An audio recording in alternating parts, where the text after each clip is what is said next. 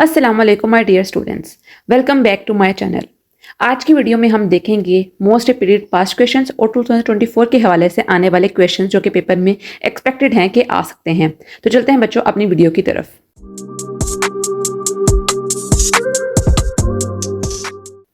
बच्चों, जैसा कि आपको पता है कि हमने सबसे पहले 9th और 10th क्लास की केमिस्ट्री के गेस्ट पेपर सॉल्व किए।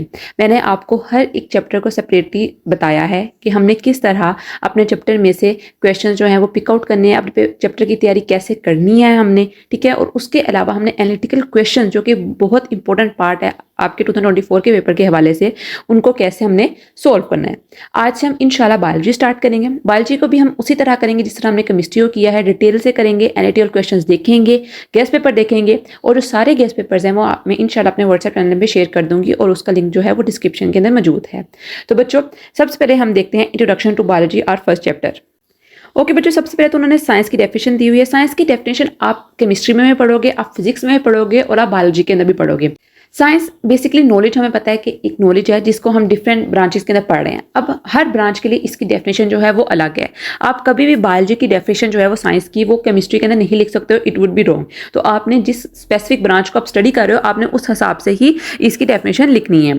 सबसे पहले तो यहाँ पर उन्होंने इंट्रोडक्शन दिया बायोलॉजी का, तो आपको पता होना चाहिए कि बायोलॉजी का वर्ड कहाँ से ड्राइव हुआ है। वो आपसे पूछ सकते हैं कि क्या मेन कॉज है, मेन रूट क्या है बायोलॉजी वर्ड का। तो आपको पता होना चाहिए कि हमारे पास ग्रीक वर्ड से मिलकर बना है और कैसे कैसे हमने इसको आगे डिस्टिंग्विश किया है। देन बच्चों, division and branches of biology, बहुत इंपॉर्टेंट शॉर्ट क्वेश्चन आता है। वो आपसे पूछ सकते हैं कि division and branches of biology. तो आपको पता होना चाहिए कि हमारे पास जो 3 मेजर ब्रांचेस हैं बायोलॉजी की, वो जोलॉजी, बॉटनी और माइक्रोबायोलॉजी है। ये 3 हमारे पास जो है वो मेजर ब्रांचेस हैं और उसके अलावा जो आगे मॉर्फोलॉजी है, एनाटॉमी है, ये सारी क्या है, सब ब्रांचेस हैं जोलॉजी की। आगे जाकर सब ब्रांचेस बन जाती हैं जोलॉजी की, बायोलॉजी की और सोलॉजी, बॉटनी की और माइक्रोबायोलॉजी की, ठीक है। तो आपने इनको देख लेना है। देन बच्चों, मॉर्फोलॉजी, एनाटॉमी, हिस्टोरी, ये लॉन्ग में नहीं आता, ठीक है। ये दरअसल आपको शॉर्ट में ही आता है, ये अक्सर एमसीक्यूज में भी आ जाता है। वो आपसे पूछ सकते हैं in which branch of biology you study about the naming and classification of organism into groups and sub groups. तो आपको पता होना चाहिए कि हम टेक्सोनॉमी के अंदर इस चीज को स्टडी करते हैं। तो इस तरह आपने याद करना है, ठीक है। इस चैप्टर के अंदर बेसिकली ना क्या आता है, डेफिनेशन आता है। ये चैप्टर बहुत ईजी है, ठीक है। छोटे इसमें से क्वेश्चन बनते हैं और बहुत इसके अंदर मतलब कि कंसाइज सा नॉलेज आपको गिवन है, ठीक है। तो आपने इसको अच्छी तरह लर्न कर लेने हैं। देन सोशियोबायोलॉजी के बारे में देखो, पैरासाइटोलॉजी के बारे में देखो, बायोटेक्नोलॉजी के बारे में देखो, इम्यूनोलॉजी के बारे में देखो। अब यहाँ पर देखो, यहाँ पर पिंक कलर का और यहाँ पर ग्रीन कलर के डिफरेंट उन्होंने टाइटल से बनाया हुआ है। सब टाइटल से आप समझ लो, एक एडिशनल इन्फॉर्मेशन दी हुई है। ये भी आपके चैप्टर का पार्ट ही है और मैंने आपको करवाया हुआ है, ठीक है। पैरासाइट्स का पूछते हैं, वो पूछ सकते हैं define parasites, what are parasites. तो आपको बताना चाहिए कि हम पैरासाइट्स किसको हम स्टडी कर रहे होते हैं। पैरासाइटोलॉजी के अंदर हम पैरासाइट्स को स्टडी करते हैं। तो पैरासाइट्स क्या होते हैं, ऐसे ऑर्गेनिज्म होते हैं जो कि फूड और शेल्टर लेते हैं लिविंग होस्ट से और उसके इन टर्न में क्या करते हैं, उनको हार्म करते हैं। जैसे हमारे पास मॉस्किटोज होते हैं, लाइस होते हैं। Then immunology, entomology, pharmacology, and then most important question, human population growth, infectious disease, addictive drugs and pollution are the major biological issues today. तो ये क्वेश्चन आपसे आ सकता है, पास्ट पेपर में अक्सर रिपीट भी हुआ है कि कौन से ऐसे बायोलॉजिकल इश्यूज जो हैं जो आज के एरा के अंदर बहुत ज़्यादा कॉमन है, ठीक है।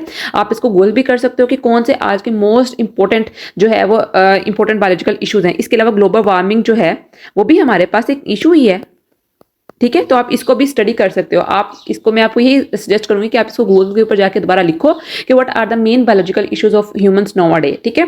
तो आपको फिर इसका बहुत वैलिड आंसर मिल जाएगा। देन बच्चों, relationship of biology to the sciences, ये हमारे पास लॉन्ग में आ सकता है। इंटरडिसिप्लिनरी साइंस के बारे में आपसे पूछ सकते हैं कि व्हाट आर इंटरडिसिप्लिनरी साइंसेस। इसके अंदर जो बेसिकली क्वेश्चन आता है ना, वो इस तरह आता है कि आप किस तरह रिलेट करोगे फिजिक्स को बायोलॉजी से। तो आपको पता चाहिए कि इसके अंदर में बायोफिजिक्स का कॉन्सेप्ट लिखना है। पूछ सकते हैं कि किस तरह केमिस्ट्री को रिलेट करोगे बायोलॉजी से, कि केमिस्ट्री का क्या रोल होता है बायोलॉजी के अंदर। सेम बायोमेट्री के बारे में, बायोजियोग्राफी के बारे में और बायो इकोनॉमिक्स के बारे में, ठीक है। तो इस तरह वो आपसे पूछ सकते हैं। क्वेश्चन की स्टेटमेंट वही होगी, क्वेश्चन का मतलब भी वही होगा, बस उन्होंने क्या किया होगा, थोड़ा सा मोल्ड किया होगा आपको चेक करने के लिए कि आपको कितनी इसके ऊपर ग्रिप है, अपने नॉलेज के ऊपर। आपने जो इतना साल 2 साल पढ़ा है, जाहिर बात है 9th को क्या कहते हैं, प्री 9th कर देते हैं और अब बच्चे काफी देर तक इनको पढ़ते रहते हैं। 1.5 ईयर आप इसको पढ़ते हो 9th को। तो बेसिकली उन्होंने आपको टेस्ट करना है कि किस तरह और कितने अच्छे तरीके से आपने अपनी नॉलेज को गेन की है। देन बच्चों, कैरियर्स इन बायोलॉजी है। कैरियर्स इन बायोलॉजी के अंदर मेडिसिन, सर्जरी, फिशरीज, एक्सरे, ये लॉन्ग में आ सकता है, ठीक है। हो सकता है वो आपको सारे ना दें, मीन्स कि वो ये नहीं कह सकते right note on carriers in biology में भी आ जाए। अभी मतलब कि ये पेपर सेटर की अपनी मर्जी होती है, वो किस्सा को पेपर दे सकता है। या इस तरह भी आ सकता है, वो कहते हैं कि राइट नोट ऑन फॉलोइंग। अब आपको वो एग्रीकल्चर दे सकता है एक में, दूसरे में आपको हॉर्टिकल्चर दे सकता है, तीसरे में आपको फिशरीज दे सकता है, ठीक है, और चौथे में आपको एनिमल हस्बेंड्री दे सकता है, ठीक है। तो किसी भी तरह आपको कह सकता है क्वेश्चन दे सकता है, तो आपने इसको हर तरह से तैयार करना है। देन बच्चों हॉर्टिकल्चर, फार्मिंग, फॉरेस्ट्री, बायोटेक्नोलॉजी। अब इसके अंदर देखो वो आपसे पूछ सकते हैं कि फार्मिंग को आप किस तरह बायोलॉजी से रिलेट करते हो। ठीक है, बायोलॉजी क्या कैसे रिलेट करिए फार्मिंग को। तो आपको पता है कि हम फार्मिंग के अंदर क्या पढ़ते हैं, हमें पता चलता है कि हम ब्रीडिंग टेक्नोलॉजीज के बारे में पढ़ते हैं। ठीक है, पोल्ट्री फार्म के बारे में पढ़ते हैं। ठीक है, स्टूडेंट्स होते हैं वो इस कैरियर को चूज करते हैं इन डीवीएम एंड डिफरेंट ब्रांचेस के अंदर। ठीक है, तो ये आपको सारी चीजें पता होनी चाहिए। ठीक है, उसके बाद बच्चों आता है कुरान एंड बायोलॉजी। अब इसके अंदर आई थिंक सो जो क्वेश्चन बन सकता है वो यही बन सकता है कि ये जो लाइन है, आयत है कुरान पाक की, ये किस सूरा से बिलोंग कर रही है। ठीक है, वो आपसे पूछ सकते हैं we made every living things from water, ये किस वर्स के अंदर है। तो सूरा अंबिया वर्स 30। ये इस तरह आपको क्वेश्चन आ सकता है। ये इस तरह भी आपसे पूछ सकते हैं कि कुरान की कौन सी ऐसी आयत है जो कि डिपिक्ट करती है कि जो ह्यूमन जो है वो बना हुआ है 60 to 7 कंपोजिशन ऑफ वाटर से। मींस कि उसका प्रोटोप्लाज्म जो होता है, लिविंग मैटर जो है प्रोटोप्लाज्म हमारी बॉडी के अंदर, वो वाटर से बना है 60 to 70 रेशियो के अंदर। ठीक है, परसेंटेज है इसकी। तो ये किस सूरत में अल्लाह पाक ने बताया है। ठीक है, और क्या इसकी कुरानी आयत है, कुरान में कैसे इसका बिलीफ है लोगों को दिया हुआ है। ठीक है, देन सूरह रहमान के बारे में। ठीक है, उसके बाद सूरह अल मोमिनून के बारे में, सूरह अन-नूर के बारे में। तो आपको पता चाहिए कि अल्लाह पाक ने किस आयत में स्पेसिफिक किया। आपसे पूछ सकते हैं कि अल्लाह कुरान पाक में किस आयत के अंदर स्पेसिफिक किया है कि हमने ह्यूमंस को किस तरह जनरेट किया है, किस तरह ओरिजिनेट किया है। तो आप बताओगे कि अल्लाह पाक ने किस तरह इंसान को बनाया है। अल्लाह पाक ने इंसान को एक खून की लोथड़ी से बनाया। ठीक है, ये पूरी आयत आपने लिखनी है। अरबिक ट्रांसलेशन लिखने की कोई जरूरत नहीं है, आप इसका सिर्फ वर्ड्स में इंग्लिश में लिख लो।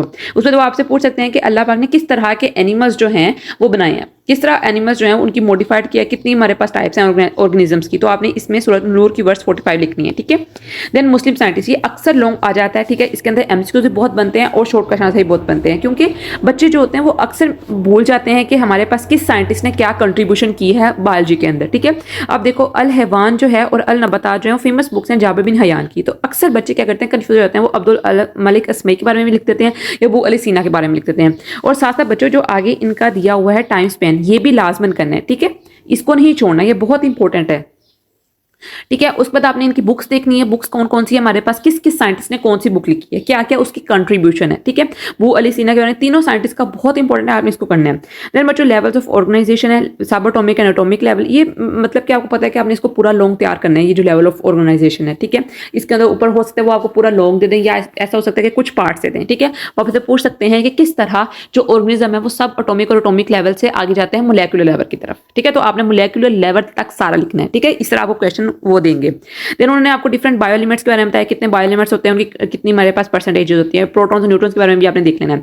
देन मोस्ट इंपॉर्टेंट, ये आपने परसेंटेज लाजमन याद करनी है। ठीक है बच्चों, ये लाजमन देखनी, परसेंटेज बहुत बहुत इंपॉर्टेंट है। ठीक है, बहुत ईजी है, इसके अंदर कोई मुश्किल है, आप इसका ट्रिक ले सकते हो कोई भी। ठीक है, देन मोलिक्यूल के बारे में, मोलेकुलर लेवल आपने बताना है कि माइक्रो मोलिक्यूल्स क्या होते हैं, मैक्रो मोलिक्यूल्स क्या होते हैं। ठीक है, मैंने आपको बहुत डिटेल में बताया हुआ है इनके मोलर मास के ऊपर कि किस तरह हमारे पास कोई माइक्रो मोलिक्यूल बनता है, किस तरह मैक्रो मोलिक्यूल बनता है। ऑर्गेनेल एंड सेल लेवल, वो आपसे पूछ सकते हैं कि किस तरह जो हमारे पास सेल होता है वो बनता है ऑर्गेनेल से।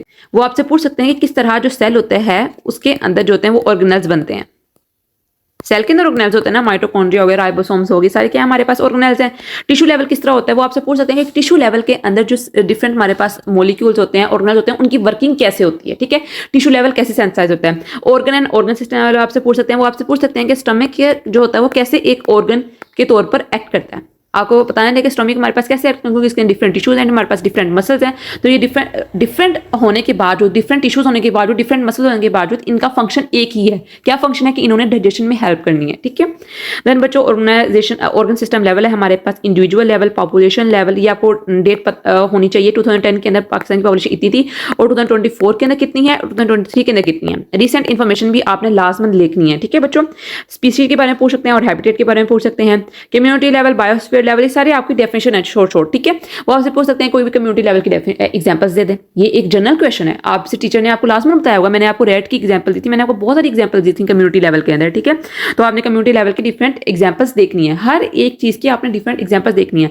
जिस तरह केमिस्ट्री जो होती है वो रिएक्शंस के बगैर इनकम्प्लीट होती है, सेम इसी तरह बायोलॉजी जो होती है वो डायग्राम्स के बगैर और स्पेसिफिक एग्जांपल्स के बगैर क्या होती है, इनकम्प्लीट होती है। ठीक है, देन बच्चों सेलुलर ऑर्गेनाइजेशन यहाँ पर उन्होंने यूनिसेलुलर के बारे में दिया हुआ है, और हमारे पास उसके बाद मल्टी सेलुलर ऑर्गेनाइजेशन है, colonial type of organisation. Colonial type of organisation बहुत बहुत इंपॉर्टेंट है बच्चों, ये डेफिनेशन अक्सर आ जाती है। ठीक है, देन मस्टर्ड प्लांट, ब्रासिका कंप्रेस्ट्रस बच्चों, इसका ये है बायोलॉजिकल साइंटिफिक नेम है, सॉरी साइंटिफिक नेम है। आपको पता होना चाहिए कि मस्टर्ड प्लांट को हम साइंटिफिक नेम में क्या कहते हैं, और इसके स्पेलिंग गलत नहीं करने हैं। आपको इसका रूल आना चाहिए कि ब्रासिका कंप्रेस्ट्रस के अंदर जो बी होता है हमारे पास क्या होता है, फर्स्ट नेम होता है। ठीक है, और कंप्रेस्ट्रस क्या है, सेकंड नेम। जो फर्स्ट नेम होगा हमारे पास वो क्या होगा, वो कैपिटल लेटर में होगा, जबकि जो सेकंड नेम होगा वो स्मॉल लेटर के अंदर होगा। मार्कर से लिखना है और इटैलिक्स में लिखना है और उसको अंडरलाइन करना है, ठीक है। देन आपने बताना है फ्रो क्या है, फ्रो का नाम क्या है, साइंटिफिक नेम है इसका राना टिग्रीना, ठीक है। इसकी आप स्ट्रक्चर भी करो तो well and good. Practical work है, इसको आप छोड़ दो, आपके टीचर ने इसको प्रैक्टिकल में ही करवाएंगी। देन ये भी आप छोड़ दो इसके स्ट्रक्चर, उसके बाद आपकी क्वेश्चन इवेल्युएशन नहीं। Understanding the concept, basically understanding the concepts के अंदर ना ये एनालिटिकल क्वेश्चन उन्होंने अपनी तरफ से दिए हुए हैं, ठीक है। किस तरह दिए हुए हैं, उन्होंने मोल्ड करके क्वेश्चन आपको दिए हुए हैं, तो आपने इनको लाजमन बच्चों देख लेना है, ठीक है। मैंने आपको सारी क्वेश्चन जो है वो पीछे एक्सप्लेन कर चुकी हूँ, ठीक है। अगर फिर भी आपको समझ नहीं आए तो मुझे क्वेश्चन स्पेसिफिक कर दो, मैं आपको कम्युनिटी ग्रुप के अंदर एक्सप्लेन कर दूंगी। देन बच्चों शॉर्ट क्वेश्चन आंसर है हमारे पास, define biotechnology, what do you mean by horticulture, how is it agriculture, बहुत इंपॉर्टेंट दोनों क्वेश्चन है, ठीक है। एक्सरसाइज के क्वेश्चन भी नहीं छोड़ने। टर्म्स टू नो, ये टर्म्स टू नो बेसिकली हमारे पास यहीं से जो पेपर सेट होता है वो यहीं से डेफिनेशन उठा के देता है, ठीक है। सारे की सारी चैप्टर्स की डेफिनेशन इसी के अंदर गिवन होती है, सारी की सारी। मैं आपको यही स्ट्रेस करूंगी बच्चों, तब आप अपना चैप्टर तैयार कर लो ना तो लाजमन एक्सरसाइज और करो। चैप्टर तैयार करने के बाद आपने अपनी पूरी एक्सरसाइज, समझ लो आपको चैप्टर तैयार कर लिया आपने, वो अपने पूरी एक्सरसाइज का टेस्ट देना, बैठ कर लिखो सारी एक्सरसाइज, ठीक है। कुछ नहीं फर्क पड़ेगा, कुछ नहीं आपको होगा, आपके हाथ थक जाते हैं, कुछ नहीं होता, आप थोड़ा सा रेस्ट लो 15-20 मिनट का, दोबारा लिखो, ठीक है। ये नहीं कहना मुझे आता है, मुझे तो मेरी तो बहुत अच्छी तैयारी, ये वाले काम नहीं करने अगर आपने 60/60 मार्क्स लेने हैं तो, ठीक है। देन बच्चों आपकी ये आगे नेक्स्ट लर्निंग है, ये आपका रिलेटेड नहीं है, ठीक है।